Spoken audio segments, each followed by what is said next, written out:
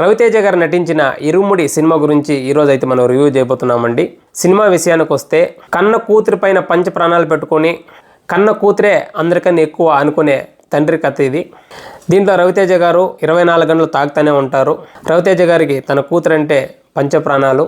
దీంతో రవితేజ గారు కూతురు ఊర్లో కానీ స్కూల్లో కానీ ఎక్కడైనా జరిగింది డైరెక్ట్గా వచ్చి ఈయనతో డైలీ చెప్తూ ఉంటుంది. దీనితో ఈయనకి శత్రువులు ఎక్కువ అవుతారు. ఈయనైతే ఎప్పుడో మాల వేసుకుంటాడో అప్పుడు ఈయనపైన అటాక్ చేయడానికి కాసుకొని ఉంటారు. తర్వాత వీళ్ళూరులో 5వ తరగతి వరకే స్కూల్ ఉంటుంది. అమ్మాయి హై స్కూల్లో పోవడం అయితే జరుగుతుంది. ఆ హై స్కూల్లో ఏదో సంథింగ్ జరుగుతూ ఉంటుంది. దాని తర్వాత ఈ పాప వాళ్ళ నాన్నకి వచ్చి ఏం చెప్తుంది, తర్వాత ఏం జరిగిందనేది మీరు సినిమా చూస్తే అర్థమవుతుంది. మల్లెపూల పల్లకి బంగార పల్లకి అనే పాట అయితే థియేటర్లో ఆ పాట విన్నప్పుడైతే గూస్ బంప్స్ అయితే వస్తాయండి.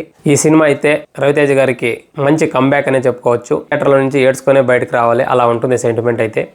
దీని ఫుల్ వీడియో నేను యూట్యూబ్లో అప్లోడ్ చేయడం అయితే జరిగింది. దయచేసి అక్కడికి వెళ్ళి చూడండి.